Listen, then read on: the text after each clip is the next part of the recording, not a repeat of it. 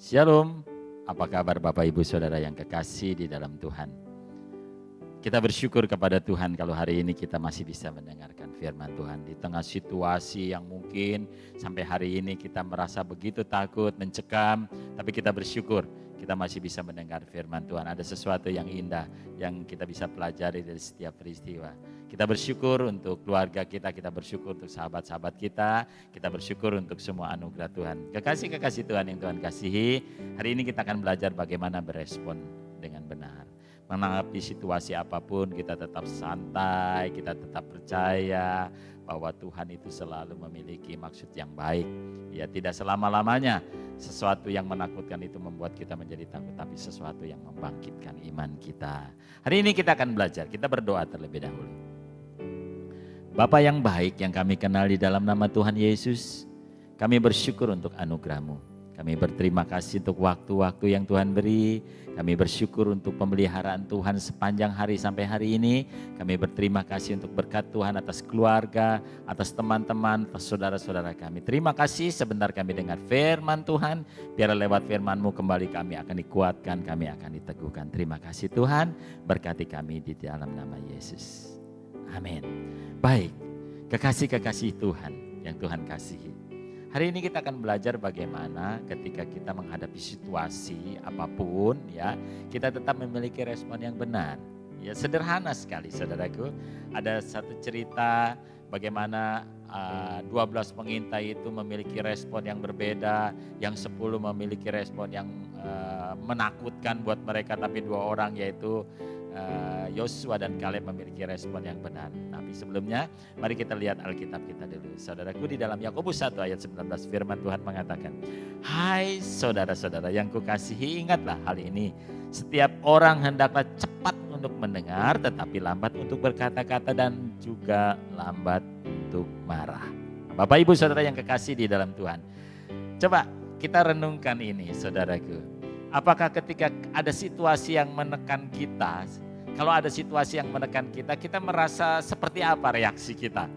Marah, kesal, kemudian menyalahkan situasi, menyalahkan orang, atau kemudian kita mulai berpikir, kenapa mesti aku yang mengalaminya? Aku sudah berbuat baik, aku sudah melakukan apa yang benar, kenapa hal-hal yang buruk menimpa aku? Atau kita mungkin mulai memukul sesuatu, kita mulai bertindak yang jelek. Nah, hari ini kita akan belajar firman Tuhan. Saudaraku yang kekasih, kita bersyukur kepada Tuhan untuk anugerah Tuhan yang luar biasa. Kita percaya selalu ada maksud Tuhan yang indah di dalam setiap peristiwa. Di dalam Bilangan 13 ayat 1 sampai 33 ada cerita bagaimana ke-12 pengintai itu disuruh oleh Musa untuk mengintai tanah Kanaan. Nah, ada hal-hal yang berbeda saudara, cara mereka memandang situasi.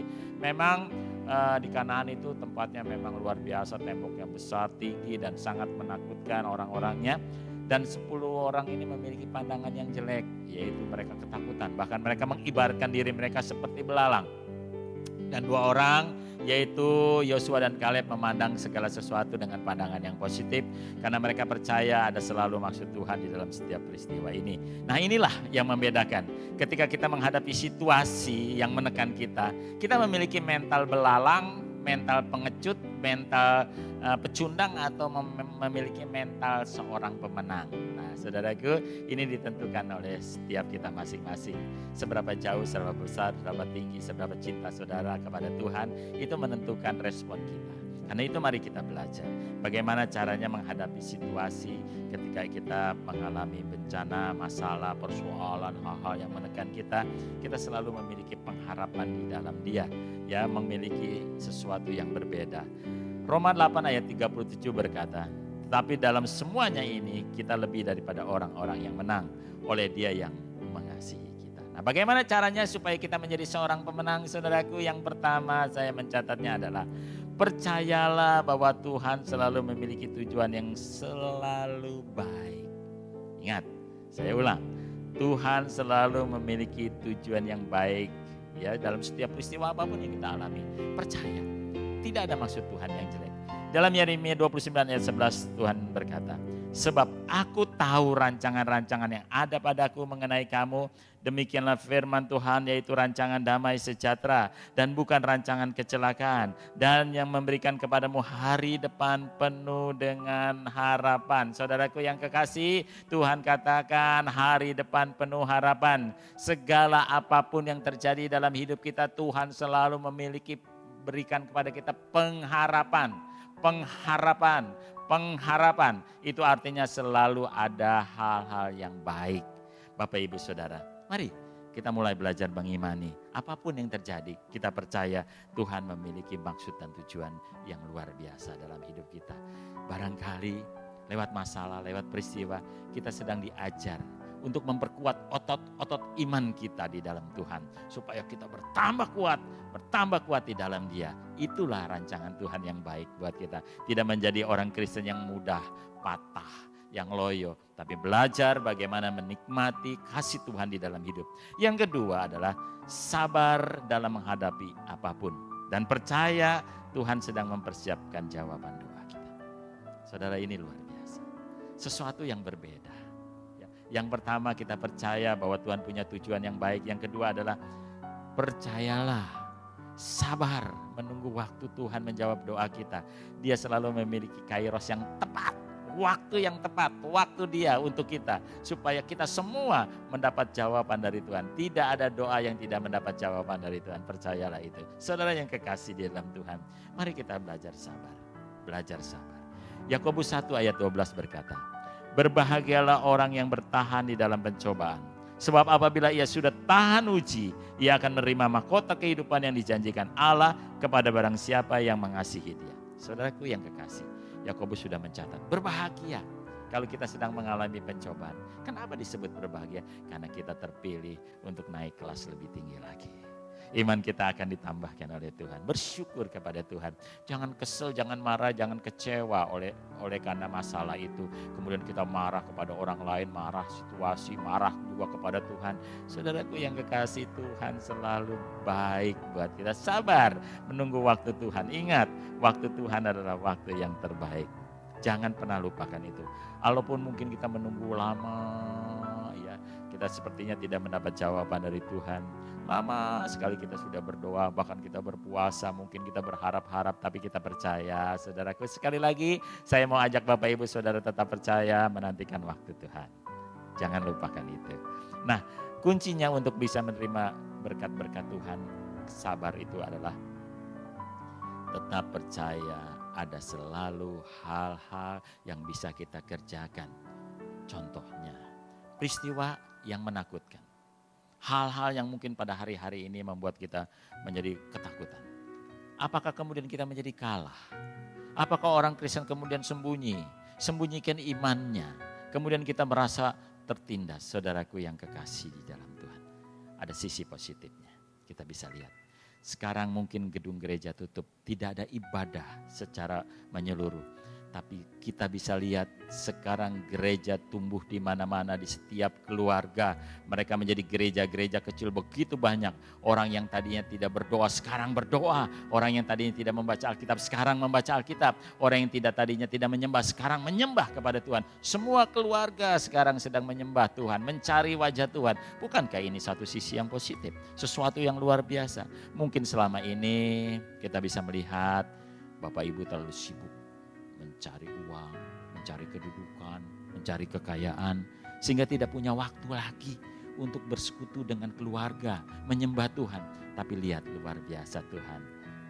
Dia memberikan kesempatan, Dia izinkan situasi yang mencekam itu datang ke bangsa kita. Untuk apa? Untuk menyadarkan orang Kristen bahwa saatnya gereja harus dimulai lagi. Gereja yang kecil, gereja dimulai dari keluarga. Keluarga mulai menyembah Tuhan. Ini sesuatu yang berbeda. Kita lihat dari sisi positif. Respon nih dengan benar. Jangan ketakutan.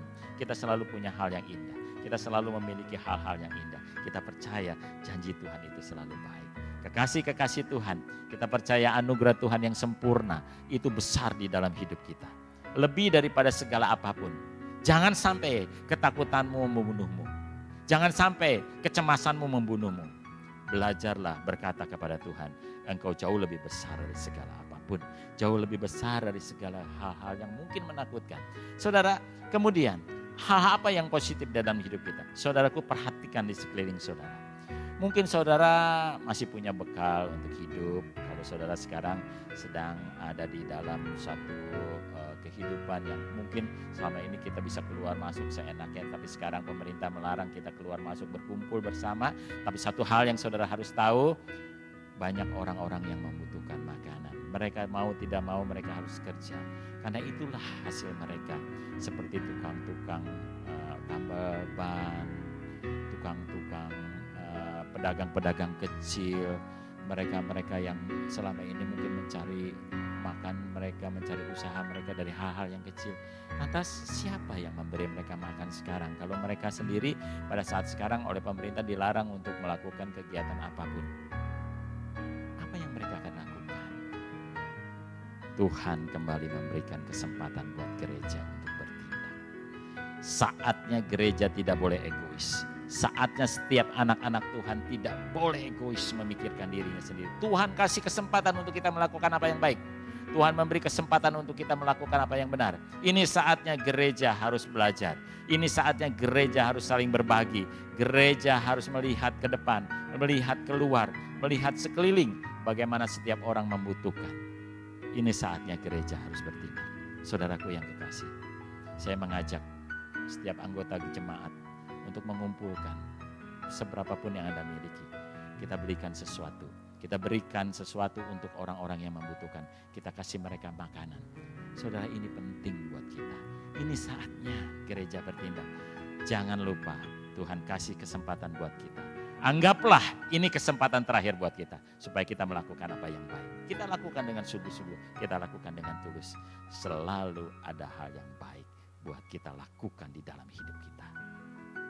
Saya berharap Bapak Ibu semua mendengarkan pesan saya ini dan kita bersyukur kepada Tuhan. Kita berdoa. Bapa yang baik, kami bersyukur kepadamu untuk anugerah-Mu yang luar biasa dalam hidup kami. Inilah saatnya gereja kembali melihat sisi baik dari seluruh peristiwa dalam kehidupan, dalam kasih dan anugerah Tuhan. Inilah saatnya gereja berbuat sesuatu yang lebih baik lagi untuk menjadi berkat buat setiap orang, buat bangsa ini. Kami bersyukur untuk berkat-berkat Tuhan. Kami bersyukur untuk keluarga kami bersyukur untuk teman-teman kami bersyukur untuk bangsa kami, pemimpin bangsa kami, dan kami mau berdoa untuk para dokter, medis. Tuhan berkati mereka. Lindungi mereka, jagai mereka. Setiap keluarga mereka juga diberkati oleh Tuhan. Pemimpin bangsa kami, presiden kami Indonesia yang kami kasih, Tuhan berkati. Bangsa ini juga Tuhan berkati. Dan kami juga mau berdoa Tuhan secara khusus. Supaya dalam peristiwa, dalam masalah seperti sekarang ini, jangan lagi Tuhan ada seorang pun yang takut. Supaya mereka melihat sisi baik dari setiap apa yang Tuhan berikan dalam hidup kami. Kami tahu Tuhan, manusia mungkin memikirkan jalannya sendiri-sendiri, tapi Engkau yang menentukan semuanya. Tuhan, juga kami berdoa untuk kesejahteraan bangsa kami. Jauhkan bangsa kami dari bencana alam, malapetaka, mara bahaya apapun ya Bapa. Biarlah semuanya Tuhan berkati. Terima kasih, kami akan melihat bangsa kami diberkati oleh Tuhan. Kami akan melihat bangsa kami dipulihkan oleh Tuhan. Kami akan melihat bangsa kami akan mendapat sukacita dari Tuhan. Di dalam nama Yesus.